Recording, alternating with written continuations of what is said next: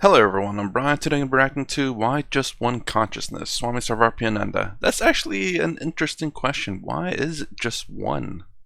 How are we all this one consciousness? Now, I don't think I've ever reacted or heard anything as to why it's, well, the answer that I remember getting is the fact that because we all experience the same thing when we experience bliss, Atman. It's blankness, nothingness. And everyone, I believe they said that everyone who experiences is the same. So that's the reasoning for one consciousness. Well, let's hear it directly. How is it that I am consciousness? I understand my real nature is consciousness, but there are so many other minds, and they also must be of consciousness, and they are all different minds, so they must be different consciousness. Aha, there. Just because they are different minds does not mean they are different consciousnesses. Why do we feel they are different from us? People are different from us. Identified the moment we think we are the body, then truly every other body is different from me. I can see, count them, they're different. The moment I identify with the mind, truly every other mind is different from me. And because, see, their personal histories are different, their thoughts are different, their emotions are different, their opinions are different. Clearly those are minds and they're different from me. But not body, not mind, consciousness only. Consciousness only. How is it different in different bodies and minds? Yet Advaita Vedanta reverses that question. Advaita Vedanta asks, why would you think it is different? The reason why we think, we have an instinctive feeling, the mind feels that there must be different consciousnesses. Prove that there is one consciousness. Advaita Vedanta reply to that question will be another question. Why do you think they are different consciousnesses? There is a clear reason to think they are different bodies. There's a clear reason to think different minds. But if you understand what consciousness is beyond body and mind, why would you think there are different consciousnesses? Okay, I want to answer that question with, let's just say I'm in that situation. Well, different bodies. That's obvious, and everything. Even I'm assuming Advaita Vedanta would agree with that. Different minds. Well, different bodies, different minds. Why not different consciousness? There's nothing so far that says that we're all one body or all one mind. So why would there be all one consciousness? There must be different consciousness. Because of the different body, different mind, so must be different consciousness. And just because we all experience the same when we go through, when we experience Atman or pure consciousness, that doesn't prove that it's the same just because the experience is the same. Right? That's the question. Let's see. The reason we think that there are different consciousness, it feels like that. It feels like that because there is this lingering identification with body-mind. We are rooted in body-mind. See, that's the difficulty of Advaita Vedanta. One must be honest about it. In the Bhagavad Gita, Arjuna asks Krishna, which is easier, the way of Advaita Vedanta or the way of dualistic bhakti? And Krishna says bhakti is easier. Why? Avyakta hi gatir dukkham dehavadbhiravapyate. The way of the unmanifested reality, it means non-objective pure consciousness, is very difficult for the embodied. Now, embodied, you have to understand carefully. Everybody is embodied, even the enlightened person. See, there are bodies. Embodied here means strongly attached to a body-mind identity. Strongly attached to body-mind identity, one will continuously make mistakes about consciousness. One will bring one's own, one of the contemporary Shankaracharyas in India. You know, there are different monasteries established by the original Shankaracharya. The head of each one is called a Shankaracharya. The contemporary Shankaracharya of Puri, in the Shankara Matha in Puri, Nishchalananda Saraswati ji, he says, one must be careful. Otherwise, one does not know what one smuggles into Brahman when one says, I am Brahman. We are smuggling in body and mind because we have not gotten rid. You need a thorough customs check. You have to declare, I am bringing in body and mind. No, not allowed. Put it in the trash bin. These are on the, when you enter into the land of Brahman, these are on the proscribed list. I won't say put it in the trash bin, but just leave that in the transactional reality. Nothing must come into the objective reality.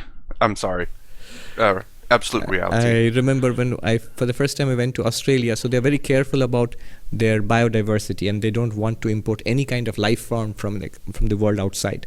They're nicely cut off from the world. So no food. And I remember in the airport when we were taking our luggage, there was this dog which was going around sniffing everybody's luggage, and it pounced on a particular gentleman's suitcase. And the police officer asked the gentleman that, do you have any food in the suitcase? And the gentleman said no. And then they opened it, and they found an apple. And the policeman is like it was some kind of radioactive waste or something. Immediately with gloves and a thick plastic packet, they put the apple inside and tossed it into a bin and issued a stern warning. Never do it again. You'll be fined heavily. The man said, I just forgotten there was this apple. I mean, I totally forgotten. I didn't know that I was carrying a food item. Exactly like that. We are carrying non-Brahman items into Brahman. That there was apple means there's a body or a mind. We've forgotten about it. Non-Brahmin items. That's actually kind of funny you said it that way, into Brahman. Wait, but everything's Brahmin.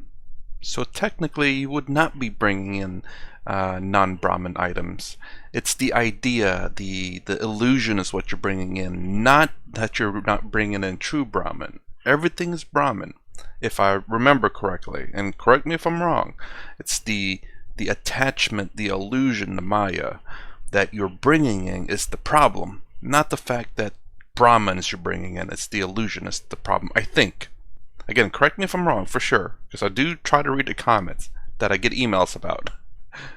And I do scroll through the comments sometimes, and I want to get back doing that, but it's been a crazy year. I've been meaning to also collect some videos that's been requested, and I have a few of them, but I've been missing out on a lot. I think I am Brahman. And then I ask a question like, how is it the same thing in all bodies and minds? It's because I'm thinking of myself as a body-mind. Let go. Think of yourself as only awareness. The one screen on which different movies play. Then you realize movies don't come with their separate screens. It's on one screen. Tragedy, a horror movie, a science fiction movie, a drama, they all play, come and go on one screen. Similarly, in one consciousness, multiple movies, multiple personalities, multiple universes are being played out. And you are that screen, the ground of this universe. I see what it's saying. So basically, everything on the screen is us.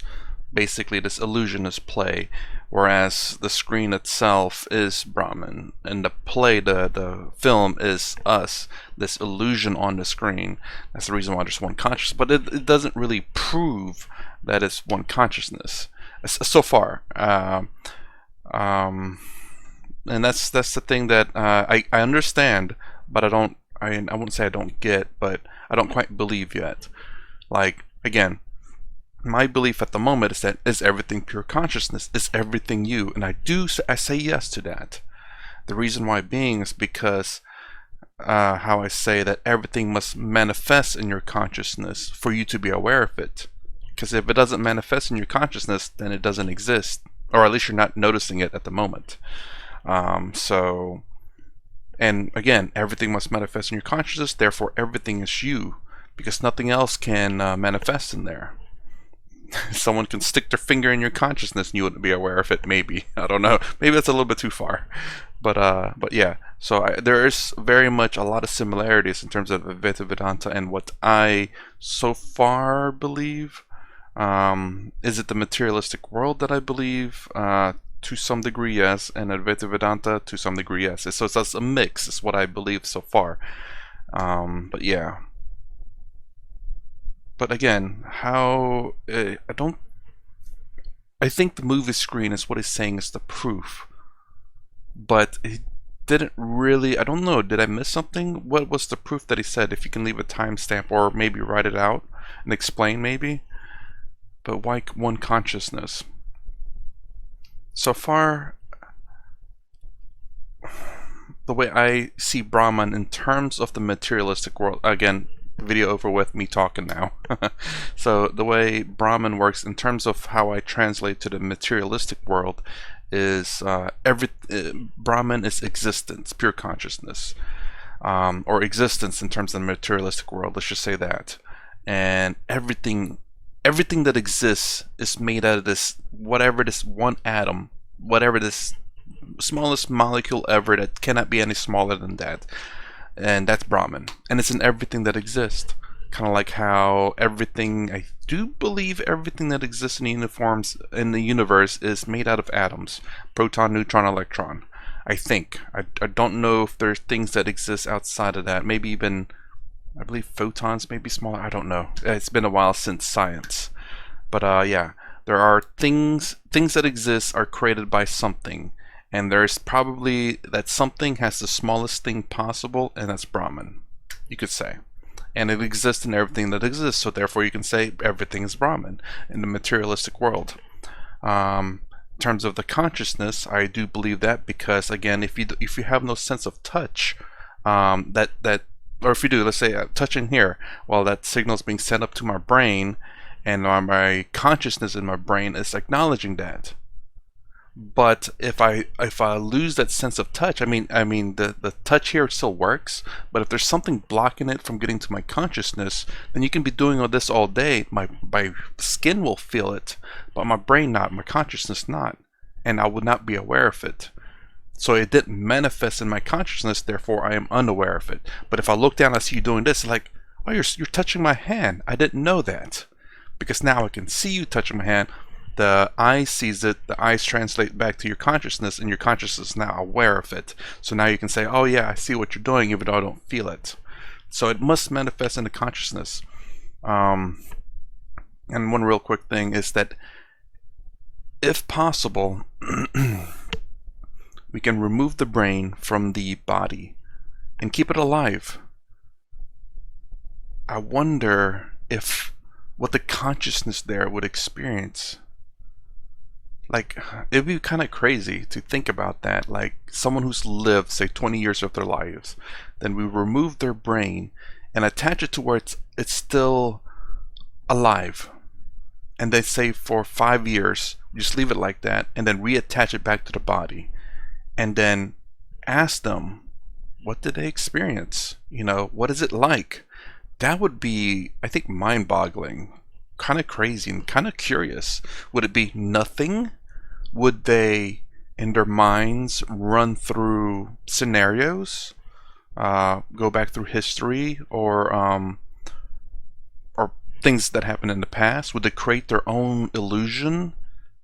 Ooh. If you keep them isolated for so long as a brain alone, would they, in their own mind, create this fantasy land to the point where they believe that this fantasy land is real, is reality? That would be kind of weird, and that would play out like I believe Advaita Vedanta is trying to say, because technically this brain is creating everything in this fantasy land of this person, but this person has now believe in it so much because he's been in it for so long that he doesn't know any other reality. Kind of like how Advaita Vedanta is saying about us. That would be interesting but scary. Anyways, weird tangent there. That's my reaction to why just one consciousness. If you like my content, please consider subscribing. Thumbs up, thumbs down below. Thanks for watching. I'll see you in the next vid.